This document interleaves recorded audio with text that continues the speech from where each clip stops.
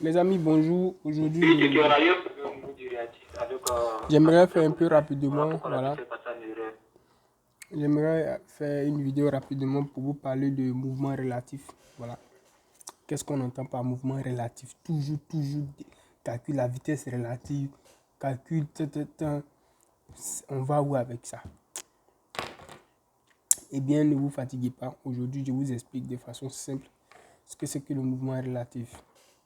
D'abord, avant de parler de mouvement relatif, vous devez savoir que lorsqu'on fait une notion de mouvement, on est forcément dans un référentiel. Voilà. Parce que le mouvement s'étudie dans un référentiel. Et chaque référentiel a son mouvement, observe son mouvement. Voilà, comprenez ça comme ça. Parce que un référentiel, c'est l'association d'un repère, voilà, qui me permet de prendre la position de tout objet dans l'espace, et puis d'une horloge qui me permet de mesurer le temps que l'objet va prendre pour passer d'un point A à un point B. Voilà. Donc le référentiel, c'est ça. Ce qui veut dire que moi, je peux avoir mon référentiel, je peux avoir mon repère, avoir les informations sur les objets qui se situent dans mon espace. Une autre personne peut avoir dans son repère tout ce qui se passe dans son espace, ainsi de suite. Donc, pour illustrer tout ça, je vais prendre ici deux véhicules, voilà, sur l'autoroute du Nord. Voilà, pour ceux qui ont l'habitude de faire Abidjan-Yamsoukro. On suppose que vous partez à Yamsoukro. Quand vous partez à Yamsoukro, sur la première voie, c'est-à-dire il y a deux voies. Il y a une voie qui va dans votre sens et puis il y a une autre voie qui vient dans le sens opposé. Donc, les voitures qui quittent Yamsoukro viennent dans le sens contraire à vous et puis vous partez à Yamsoukro. Voilà. Lorsque vous êtes dans un véhicule et que vous roulez à 20 km par heure, voilà, le véhicule vous entraîne. Du coup, on peut définir ici un repère qui est lié au véhicule. Ce repère qui est lié au véhicule là, on va aussi ajouter une horloge qui est liée au véhicule. Donc, repère lié au véhicule, horloge liée au véhicule, on forme un référentiel qui est lié au véhicule. Donc, vous êtes assis dans le véhicule et le véhicule a un référentiel à lui. Lorsque vous vous levez de votre siège et que vous marchez, vous commencez à marcher pendant que le véhicule avance, c'est-à-dire vous avez une deuxième personne là-bas, vous voulez aller le saluer, un ami. Lorsque vous vous levez de votre siège et que vous avancez, vous-même, vous avez une propre vitesse parce que vous êtes en déplacement. Et parce que le véhicule aussi est en déplacement, donc vous voyez qu'il y a la vitesse du véhicule et puis à vous, votre vitesse. Du coup, ça devient un peu compliqué. Ne vous fatiguez pas, on va expliquer. Alors, pour mesurer tout ça, c'est simple. Dans le référentiel du véhicule, lui, il pourra facilement mesurer votre vitesse de déplacement.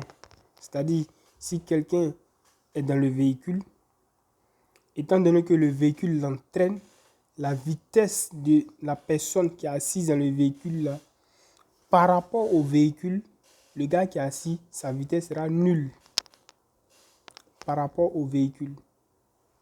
Voilà. Et pour tout objet qui se déplace dans le véhicule, sa vitesse serait calculée dans le référentiel du véhicule. Et comme le véhicule est en mouvement, la vitesse qu'on calcule dans ce référentiel qui est en mouvement là, on l'appelle la vitesse relative. Donc le véhicule en mouvement, il a son propre référentiel. Et puis toi, tu te permets de te lever pour aller saluer un de tes amis.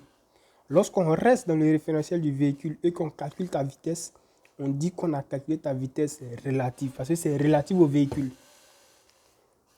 Voilà. Maintenant, pour un observateur qui est à terre, qui lui est dans la brousse, qui voit le véhicule passer, ta vitesse réelle que l'observateur va marquer pendant que tu te lèves, tu es en train de marcher, ça serait égal à la vitesse du véhicule qui passe devant lui, plus la vitesse relative qui était calculée dans le référentiel du véhicule. C'est ce qui donne la vitesse absolue. Donc le gars qui est à terre là, il mesure une vitesse qu'on appelle la vitesse absolue, qui est égale à la vitesse relative plus la vitesse d'entraînement Parce que le véhicule t'entraîne. Voilà, c'est la vitesse du référentiel au fait. Voilà, comprenez ça comme ça. Du coup, le gars, il calcule sa vitesse. Il a une vitesse absolue qui égale la vitesse relative et la vitesse d'entraînement. Voilà comment est-ce que vous devez comprendre cela. Donc, pour le gars qui a atteint, il vous voit vous déplacer encore plus vite. Quand bien même que toi, tu te déplaces dans le véhicule, tu penses que tu ne te déplaces pas vite. Mais à cause du simple fait que le véhicule t'entraîne, ta vitesse est encore plus élevée pour celui qui a atteint. Voilà. Maintenant, comment est-ce que toi, tu observes? C'est la question que je vous pose pour que vous poussez un peu vos réflexions. Voilà. Il est midi, je ne vais pas trop tarder. Qu'est-ce que toi, tu observes lorsque tu vois une autre personne se déplacer en sens contraire dans un autre véhicule qui lui a une vitesse aussi de 25 km par heure? Voilà. Donc, quelle est la vitesse que toi, dans toi, ton référentiel qui est en mouvement, dans le véhicule qui est en mouvement, quelle est la vitesse que toi, tu enregistres d'un autre gars qui est dans un autre véhicule qui lui aussi est en mouvement opposé par rapport à votre mouvement? Sur ce, je vous laisse réfléchir et puis on se dit au revoir. Bonne journée à vous.